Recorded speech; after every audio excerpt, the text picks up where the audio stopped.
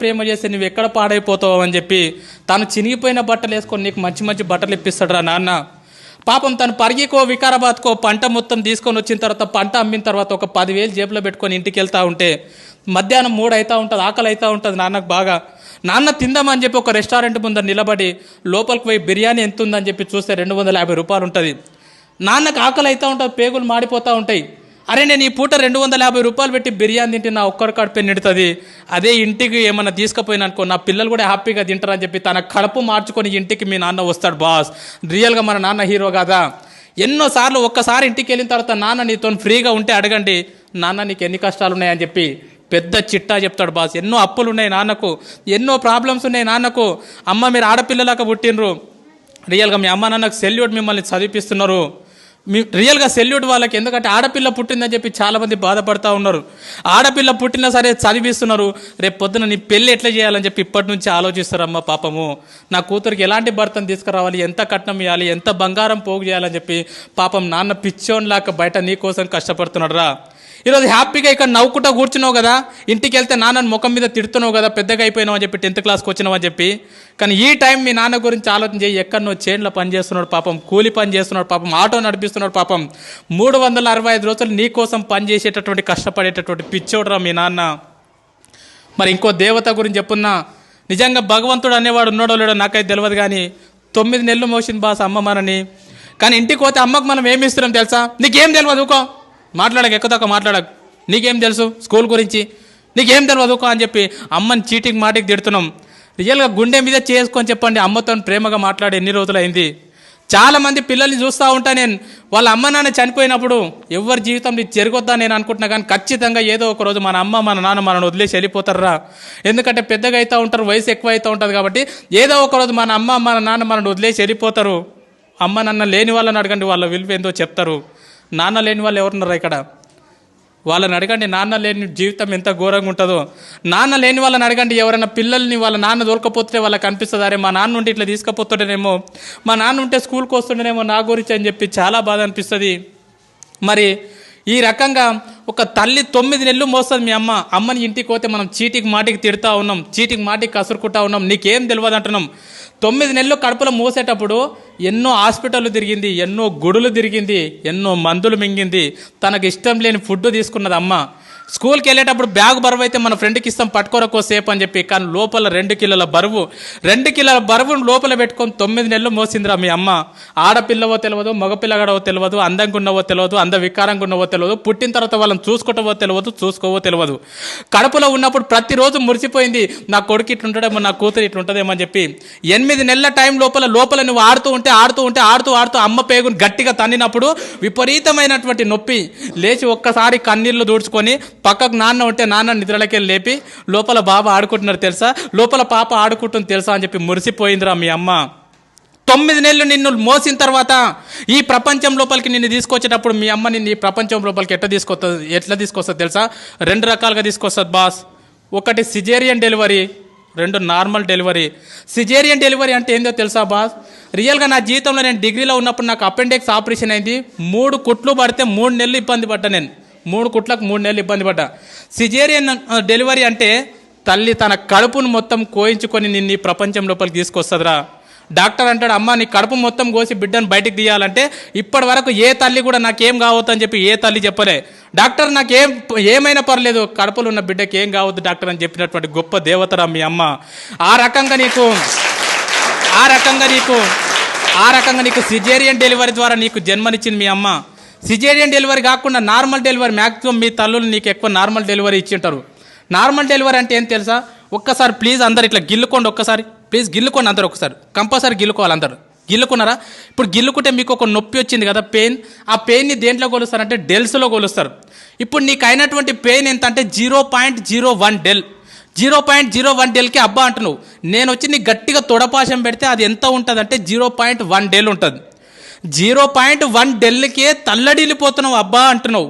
కానీ 9 నెలలు నిన్ను మోసి నిన్ను ఈ ప్రపంచం లోపలికి తీసుకొచ్చేటప్పుడు మీ అమ్మ ఎంత నొప్పి భరిస్తుంది తెలుసా బాస్? 57 డేల్స్ నొప్పిని భరిస్తుందిరా. 57 డేల్స్ నొప్పిని భరిస్తుంది బాస్. 57 డేస్ నొప్పి అంటే ఎంతో నీకు అర్థం కాదు. 20 సుత్తెలు తీసుకొని ఒక్కసారి వెన్నెముక మీద ధన ధన ధన కొడితే ఎంత నొప్పి, అంత నొప్పిని భరించింది అమ్మ. 20 తేళ్ళు శరీరం మీద మొత్తం కొడితే ఎంత నొప్పి, అంత నొప్పిని భరించింది మీ అమ్మని నీ ప్రపంచం లోపలికి తీసుకొచ్చేటప్పుడు. ఒక కాయన్ని తీసుకెళ్లి ట్రైన్ పట్టాల మీద పెడితే ఎంత విస్తరిస్తుందో అంత నొప్పిని భరించింది అమ్మ. అంత నొప్పిని భరించి 9 నెలల తర్వాత అరుపుల మధ్యలో, కేకల మధ్యలో మొత్తం నేలకేసి కొట్టుకున్నది, గింజుకున్నది, గొంతు పోయేటట్లు అరిచింది. లేబర్ రూమ్లో జన్మనిచ్చింది బాస్. నువ్వు బయటికి వచ్చిన తర్వాత నువ్వు రక్తపు మడుగులో ఉంటే డాక్టర్ నిన్ను బ్లౌజులతో పట్టుకుంటే అమ్మ మాత్రం నిన్ను డైరెక్ట్ తీసుకొని పాపం ముద్దాడిందిరా. రక్తం మధ్యలో ఉన్నటువంటి నిన్ను తీసుకొని మల్లె పువ్వులాక చేసి పెంచి పెద్ద చేసింది బాస్. తను నిన్ను పెద్ద చేస్తుంటే ఎన్నోసార్లు తను పక్కకు తను తింటుంటే ఎన్నోసార్లు మూత్రం చేసినావు, ఎన్నోసార్లు బాత్రూమ్ చేసినావు. ఒక్కరోజు కూడా విసుక్కోకుండా తను తినేది పక్కకు పెట్టి అల్లారు ముద్దుగా పెంచి పెద్ద చేసిందిరా అమ్మ నిన్ను. అలాంటి అమ్మకు మనం ఏమి ఇస్తున్నాం? నీకేం తెలియదు పో. సపోర్ట్ చేయకుండా ఉండు. నువ్వు ఎక్కువ తక్కువ మాట్లాడకు. నువ్వు నీ బెస్ట్ ఫ్రెండ్ని ఒక మాటను వాడు రేపటి నుంచి నీతో మాట్లాడతాడు. మన బెస్ట్ ఫ్రెండ్ని ఒక మాట అంటే వాడు రేపటి నుంచి మనతో మాట్లాడాడు. మరి అమ్మని రోజు అన్ని మాటలు అంటున్నా కూడా ఎట్లా భరిస్తుంది ఒకసారి ఆలోచన చేయండి. ఎన్ని మాటలు అన్నా కూడా, నువ్వు ఎన్ని బాధలు పెట్టినా కూడా ఈ ప్రపంచం లోపల మళ్ళీ నిన్ను అంతే ప్రేమగా చూసే దేవత ఎవరంటే మీ అమ్మనే బాస్, మీ అమ్మనే బాస్. ఎందుకంటే చాలామంది పిల్లల్ని బయట నేను చూస్తూ ఉన్నా, అమ్మ నాన్న ఉన్నప్పుడు వాళ్ళని పట్టించుకోరు. వాళ్ళు చచ్చిపోయిన తర్వాత ఇక తీసుకుపోయేటప్పుడు అక్కడ పాతి పెట్టేటప్పుడు వాళ్ళ కాళ్ళని పాలతో కడుక్కుంటా, నెయ్యితో కడుక్కుంటా, నీళ్ళతో కడుక్కుంటా, అమ్మ నువ్వు అంటే నాకు ఇష్టం అమ్మా, ఐ లవ్ యూ అమ్మ, ఐ లవ్ యూ నాన్న అని చెప్పి వాళ్ళు చచ్చిపోయిన తర్వాత గొంతు చించుకొని అరుస్తూ ఉంటారు, నువ్వు అంటే నాకు ఇష్టం అమ్మా అని చెప్పి. వాళ్ళు చచ్చిపోయిన తర్వాత నువ్వు చూస్తే, నువ్వు ఏడిస్తే వాళ్ళకి తెలుస్తుందా? చచ్చిపోయిన తర్వాత అమ్మా నువ్వు నాకు అంటే ఇష్టం అంటే వింటదా? చచ్చిపోయిన తర్వాత వింటారా బాస్? చచ్చిపోలేదు కదా, బతికే ఉన్నారు కదా, మీకోసం 365 రోజులు కష్టపడుతున్నారు కదా. ఈరోజు ఇంటికి వెళ్ళిన తర్వాత చెప్పండి, అమ్మ నువ్వు అంటే నాకు చాలా ఇష్టం అమ్మా, నన్ను ఎట్లా కన్నావమ్మా, అసలు నేను ఎంత లక్కీ అమ్మా, నా కోసం ఎంత కష్టపడుతున్నావు అమ్మా అని చెప్పి. అమ్మకి ఎన్నిసార్లు థ్యాంక్స్ చెప్తున్నారు, ఎవరు చెప్పట్లే అమ్మకి థ్యాంక్స్. అమ్మకు నువ్వు థ్యాంక్స్ అని చెప్తే కూడా అర్థం కాదు. మరి మన కోసం ఇంత కష్టపడి మనని ఈ ప్రపంచం లోపలికి తీసుకొచ్చినటువంటి మన అమ్మ నాన్నని మనం సంతోషపెట్టాలంటే మనం చేయాల్సినటువంటి చిన్న పని మంచిగా చదువుకోవడమే. నువ్వు ఈరోజు మంచిగా చదువుకొని అన్ని పాస్గా, ఇదే టీచర్లు మీ ఊరికి వచ్చినప్పుడు అబ్బా నీ కొడుకు బాగా పాస్ అయింది అమ్మ, నీ కూతురు బాగా పాస్ అయిందంటే ఆ నొప్పిని మొత్తం మర్చిపోతుందిరా అమ్మ. అరే నా కొడుక, నా కూతురు, అరే సారులు గొప్ప చెప్పారు అని చెప్పి. ఆల్రెడీ అమ్మ కడుపు కోతబెట్టి ఈ ప్రపంచం లోపలికి వచ్చినాం. రేపు పొద్దున కాలేజ్ చేస్తుంటేనో ఇంకేదో చేస్తున్నావు, ఎవరో పరిచయం అయ్యారని చెప్పి ముఖం తెలియని వాళ్ళతో ఇంట్లోకి వెళ్ళిపోయి అమ్మ నాన్న గుండెల మీద దాన్ని వెళ్ళిపోవద్దురా. ఎంతమందిని చూస్తున్నాం బయట, యూట్యూబ్లో చూస్తున్నాం, దాంట్లో దీంట్లో చూస్తున్నాం. ఎవరో ముఖం తెలియనోడు పరిచయం అయితే 2 సంవత్సరాల పరిచయానికి అమ్మ నాన్నని కాదంటున్నారు. వద్దుపో, మీరు వద్దు, నాకు వీడే కావాలి. ఎంత బాధ ఉంటుంది పాపం. 9 నెలలు మోసి అంత నొప్పి భరించి ఈ ప్రపంచంలోకి తీసుకొచ్చినటువంటి ఒక కూతురు నువ్వు వద్దుపో నాకు వీడు కావాలని చెప్పి గుండెల మీద తన్ని వెళ్ళిపోతుందంటే ఆ తల్లిదండ్రులకు ఎంత బాధ ఉంటుందో ఆలోచన చేయండి. నా నంబర్ 1 స్కూల్లో చదువుతున్నటువంటి ప్రతి అమ్మాయికి, ప్రతి అబ్బాయికి చేతులు ఎత్తి నమస్కరించి చెప్తున్నా, జీవితంలో మీ పెళ్లి చేసే అదృష్టం మీ అమ్మ నాన్నకి ఇవ్వండిరా.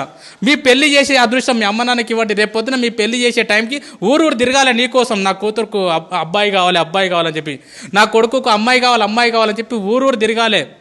అంతేగాని ముఖం తెలియనుతో నువ్వు వద్దు అని చెప్పి అమ్మ నాన్నను వదిలేసి మాత్రం వెళ్ళిపోకండి. అమ్మ నన్ను వదిలేసి వెళ్ళిపోయినాం అనుకో బాస్, వేస్ట్. నన్ను అడిగితే చాలా వేస్ట్. ఎంతోమంది చేస్తూ ఉన్నారు బయట, వాళ్ళకి తెలియదు ఇంపార్టెన్స్. సరే ఈ ఎగ్జామ్లో బాగా కష్టపడతాం, చదువుకుంటాం, ఇంట్రెస్ట్ పెట్టి ఈ ఫైర్ నీకు అర్థమైంది. ఇన్ కేస్ నువ్వు ఎంత కష్టపడి చదువుకున్నా రేపు పొద్దున యాన్యువల్ ఎగ్జామ్ అప్పుడు నీ హెల్త్ బాగాలేకనో సంథింగ్ ఏదో ఫెయిల్ అవుతావు. ఒక్కొక్కసారి ఫెయిల్ అవుతాం. ఫెయిల్ అయితే వేస్టా? కాదు. మరి మా 10 పాయింట్స్ తెచ్చుకోమన్నాక తెచ్చుకోండి, మ్యాక్సిమం ప్రయత్నం చేయండి. అనుకోకుండా కనుక ఫెయిల్ అయినారనుకో, దయచేసి చెప్తున్నా, మన లైఫ్లో సూసైడ్ అనే మాట ఉండొద్దు. సూసైడ్ చేసుకోవద్దు. ఎందుకంటే మనం చచ్చిపోయినాం అనుకో బాస్, నువ్వు ఫెయిల్ అయినావు అని చెప్పి సూసైడ్ చేసుకుంటే ఈ స్కూల్కి నీకంటే మంచి స్టూడెంట్ వస్తాడు, నీ ఫ్రెండ్కి మంచి ఫ్రెండ్ దొరుకుతాడు, కానీ మీ అమ్మ నాన్నకు మళ్ళీ ఇలాంటి కూతురు ఇలాంటి కొడుకు దొరకడరా. అందుకే ఒక్క విషయం బాగా గుర్తుపెట్టుకోండి, లైఫ్లో ఎన్ని కష్టాలు వస్తే ఫ్యూచర్ అంత బాగుంటుంది, లైఫ్లో ఎన్ని ప్రాబ్లమ్స్ వస్తే నీ భవిష్యత్ అంత బాగుంటుంది. చాలామంది పిల్లలు అంటారు, సార్ మా ఇంట్లో ఫుల్ ప్రాబ్లమ్స్ ఉన్నాయి సార్, అసలు వేస్ట్ సార్ అంటారు. మనము హాస్పిటల్కి వెళ్ళినప్పుడు, హార్ట్ హాస్పిటల్కి వెళ్ళినప్పుడు ఈసీజీ తీస్తారు కదా, ఈసీజీ తీసినప్పుడు ఇట్లా వస్తుంది, అది లైన్ చూసిరా, సినిమాలో చూపిస్తారు, టొయ్ టొయ్ టొయ్ టొయ్ అని వస్తుంది. అట్లా రాకుండా టొయ్ అని వచ్చిందంటే దాని అర్థం ఏంది? చచ్చిపోయిండని అర్థం. మిత్రమా, నీ జీవితం లోపల కూడా కష్టాలు లేకుండా కన్నీళ్ళు లేకుండా జీవితం ఇట్లా సాపిగా సాగిపోతుందంటే నువ్వు చచ్చిపోయినటువంటి శవంతో సమానం. నీ జీవితం లోపల కూడా కష్టాలు వస్తున్నాయి, సుఖాలు వస్తున్నాయి, కన్నీళ్ళు వస్తున్నాయి, ఒడిదుడుకులు వస్తున్నాయి, ఫెయిల్ అవుతున్నాం, పాస్ అవుతున్నాం అంటే నువ్వు బతికున్నావని అర్థం మిత్రమా, బతికున్నావని అర్థము, బతికున్నావని అర్థం. స్వామి వివేకానంద అంటాడు, కెరటాలు నాకు ఆదర్శం, పైకి లేస్తున్నందుకు కాదు, కింద పడ్డ ప్రతిసారి పైకి లేస్తున్నందుకు. ఎన్నిసార్లు ఫెయిల్ అవుతున్నాం అనేది ఇంపార్టెంట్ కాదు, ఫెయిల్ అయిన ప్రతిసారి మళ్ళీ పాస్ కావడానికి ప్రయత్నం చేస్తున్నామా లేదా అనేది ఇంపార్టెంట్. 10 సార్లు ఫెయిల్ అయినా సరే 11వ ప్రయత్నం చేయండి, అదే నిజమైనటువంటి చదువు. నన్ను అడిగితే ఫెయిల్ అయితే బాధపడొద్దు, సబ్జెక్ట్ పోతే బాధపడొద్దు, ఎందుకంటే జీవితం అనేది చాలా నేర్పుతుంది. అడగండి మీ టీచర్లను, ఎప్పుడన్నా ఫ్రీగా ఉన్నప్పుడు, సార్ మీరు ఎప్పుడన్నా ఫెయిల్ అయినరా? ఖచ్చితంగా ఏన్నో ఒక దగ్గర ఫెయిల్ అయినామని చెప్తారు వాళ్ళు, ఖచ్చితంగా ఫెయిల్ అయినరు. సపోజ్ ఫర్ ఎగ్జాంపుల్ చూడండి, 10th క్లాస్ ఫెయిల్ కాలే పోయినావు, ఇంకో విషయం చెప్తాం, పాస్ అయినోడు ఒకటేసారి రాస్తాడు ఎగ్జామ్, ఫెయిల్ అయినోడికి 2 సార్లు ఛాన్స్ ఉంటుంది రాసేది, అవునా కదా? సో 10th క్లాస్ ఫెయిల్ అయినావు, హ్యాపీగా వెళ్ళిపోయినావు, ఇంటర్మీడియట్ మంచిగా నడిచిపోయింది, డిగ్రీ మంచిగా నడిచిపోయింది, ఇంకేదో నడిచిపోయింది, నీ జీవితంలో ఎక్కడ ఫెయిల్యూర్ లేకుండా ఇట్లా జీవితం సాఫీగా సాగిపోతుంది. రేపు పొద్దున జాబ్ చేసేటప్పుడు నీకు ఫెయిల్యూర్ వచ్చింది అనుకో, ఖచ్చితంగా హార్ట్ అటాక్ వచ్చి స్పాట్లో చచ్చిపోతావు. ఎందుకంటే నీకు ఫెయిల్యూర్ అంటే తెలియదు, ఓటమి అంటే తెలియదు. అందుకే నేనేం చెప్తానంటే చాలామంది పిల్లలకు ఆటలు ఆడమని చెప్తాం. ఆటలు ఆడడం అనేది ప్రైవేట్ స్కూల్లో ఏడుంటుంది మిత్రమా, ఇలాంటి గవర్నమెంట్ స్కూళ్ళలో మాత్రం ఉంటుంది. ఏ స్కూల్కు గ్రౌండ్ ఉన్నా చూడండి, ఏ స్కూల్కు గ్రౌండ్ లేకుంటుంది. ఆటలు ఆడితే ఏమవుతుందంటే, మనం కబడ్డీ ఆడినాం అనుకో, ఓడిపోతే ఏమంటాం, అరే మళ్ళీ ఆడదాంరా, మళ్ళీ ఆడదామారా, ఓయ్ మళ్ళీ ఆడదామా, ఎంత స్పిరిట్ ఉంటుంది తెలుసా. క్రికెట్ ఓడిపోయినాం అనుకో, అరే రేపు మళ్ళీ బెట్టు కట్టుకుందాంరా, ఎన్నిసార్లు ఓడిపోయినా మళ్ళీ ఏమంటున్నావు, అరే ఇంకోసారి ఆడదాంరా అంటున్నావు. ఆటలు నీ జీవితానికి అవి నేర్పుతాయి. ఎన్నిసార్లు ఫెయిల్ అయినా సరే మిత్రమా, బాధపడకు, కన్నీళ్లు పెట్టుకోకు, మళ్ళీ లేచి ప్రయత్నం కొనసాగించు. నా దృష్టిలో ఫెయిల్ అయితే ఫెయిల్ అయినట్లు కాదు, ఫెయిల్ అయిన తర్వాత పాస్ కావడానికి ప్రయత్నం చేయకపోతే నువ్వు ఫెయిల్ అయినట్లు.